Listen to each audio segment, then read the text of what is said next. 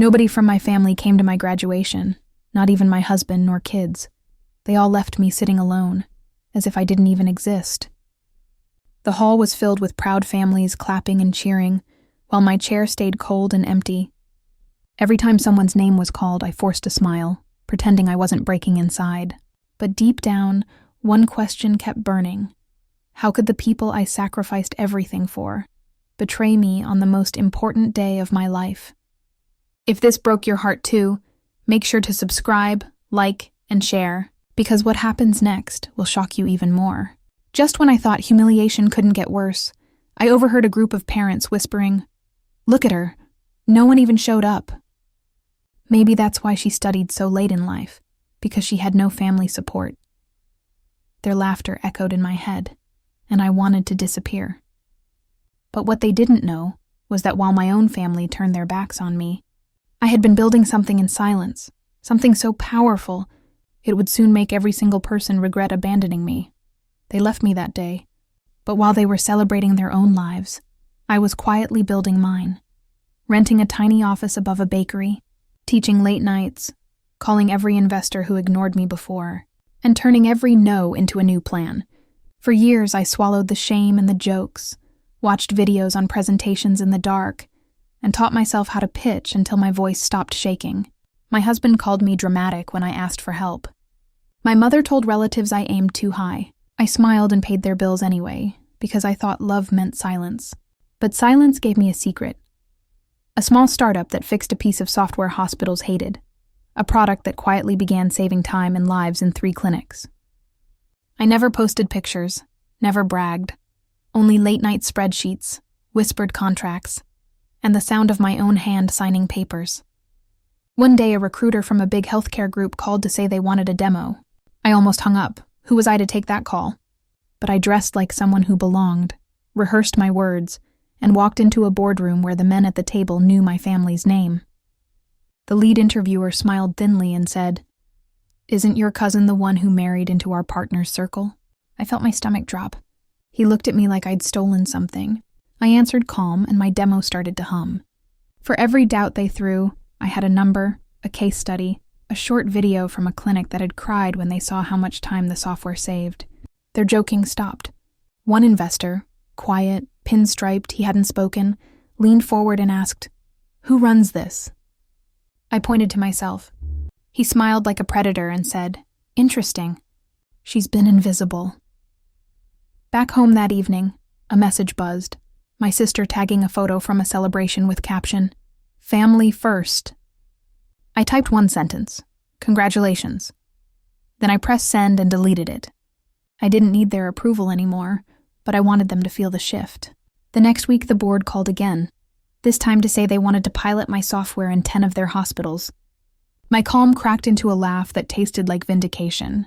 I booked a one-way plane to the city where the pilot would start, and on the way, overheard 2 people in first class whispering about how someone from our town had finally made it. I grinned because they were talking about me. When I walked into the hospital for the pilot kickoff, the head of operations, my childhood neighbor who once called me hopeless, stood up and gave a speech about teamwork and gratitude. He didn't notice how I had quietly funded extra training modules for their staff, or how I stayed nights fixing bugs while the team slept. At the end of his speech, he clapped me on the back like I was a charity case and said loud enough for everyone to hear, "We're helping a small local developer get started." The room applauded politely, and I felt that old sting of being underestimated. Then something I never expected happened. The lead surgeon, a blunt woman who never smiled, stepped forward and took the mic. She said, "When I first saw the software, I cried. It saved time in trauma care by minutes. Minutes that cost lives. Whoever built this understands people. Whoever built this is the reason my interns won't have to choose between 2 patients again." The clapping changed. Real, heavy, surprised. Faces turned. My neighbor's polite claps faltered. He looked at me the way I'd been looked at my whole life, like I didn't belong in that room. That night my brother left a voicemail, short, nervous. "Dad heard you're doing well. Come home this weekend." I deleted it without replying. I had built a life on proof, not promises. Still, I wanted to push the change further. I arranged a private demo for several executives and, without telling anyone at home, invited a journalist from a major magazine who covered healthcare tech. The day of the demo, the journalist asked a single sharp question that I wasn't expecting. "Why did you keep this secret for so long?" I almost said, "Because it hurt to watch them laugh." Instead, I answered, "Because success without work is a rumor." I wanted results. She typed quickly, eyes wide, and by morning the headline read, "Local woman behind the tool that saved lives." My phone exploded with messages, some from investors, some from doctors, and then one from my husband. "We need to talk." I read it twice, heart pounding, and for the first time in years I didn't feel small. The twist came 2 days later, at a family gathering, an anniversary my parents threw that I wasn't invited to. My sister bragged to relatives about the charity the family was involved with, name-dropping partners and donations. A cousin laughed and said, maybe if she had tried to be normal, she wouldn't be so alone.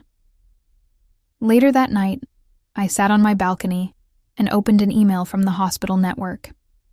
They'd signed a full contract, and the deal included an equity buyout option. The sender added a PS. "We want to fly you in next week to meet the board, and we'd like you to bring a guest." I stared at those words and smiled a slow, dangerous smile. Guest. I typed one name into the invitation field and hovered. Should I? The cursor blinked like a heart. Then I hit send. The guest would be at the family anniversary the following weekend, without knowing who would walk in beside me. I slept badly that night, not from fear but from plotting. In the morning I called my assistant and said, "Book the biggest suite in town and arrange a surprise." She asked, "For whom?" I just said, "For people who think they know me." She hesitated, then said, "You sure?" I laughed softly. "Absolutely."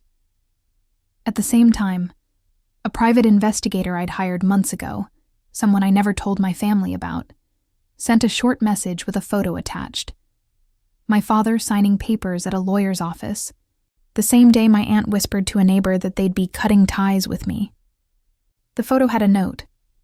"There's something you should know about the house." My stomach dropped in a new way. The pilot, the magazine, the buyout, everything was moving toward a moment I could control. But that investigator's note opened a door I hadn't expected, and behind it lay a decision that could either finish the whole plan or explode it into something I couldn't take back. I stood at my kitchen counter, the city lights below, and thought about years of being ignored. The nights I fixed code, the times I sent money anonymously to cover my family's bills, and the way my mother once told me I'd never be anything. I realized the real power wasn't the contract or the headline, it was choice. I could use the company to prove a point. Or I could use it to build something that left no room for petty revenge, something bigger than their need for me to be small. I opened the investigator's full report and saw one line that made the blood go cold. "The deed to the family home is not in your parents' names." My hands shook as I scrolled. The words mortgage default and hidden loan stared up like a dare. I thought of the guest list for the anniversary, the journalist, the board members, and the way my sister would brag when she saw me walk in. I closed the laptop and whispered, "Okay." The night of the anniversary came, and the hall was glowing with chandeliers and laughter that didn't include me. I arrived late, the kind of late that makes people turn their heads. My dress was simple but sharp, and beside me walked the guest I had chosen, the hospital board member who had personally signed my multi-million-dollar contract. The room went silent for a beat, then whispers started. My sister rushed over with that fake smile. "Oh, you came. Finally decided to join us?" The board member cut her off smoothly. "We almost didn't get Aurelia here. Her schedule is packed ever since she closed the deal with us. Life-saving technology doesn't wait for parties." Gasps rippled through the tables. My brother dropped his glass. My father stood up, face stiff, and asked, "What deal?" I didn't answer. Instead, the journalist I had secretly invited walked in, camera flashing, snapping photos of the very people who once mocked me. She introduced herself loudly. "I'm here to capture the family of the woman who created the software now revolutionizing trauma care." The silence that followed was heavier than all the years of their insults. My mother's lips trembled.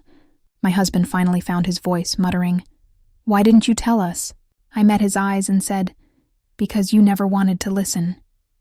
Then I pulled the final card. The investigator had been right. The deed to the family home had defaulted.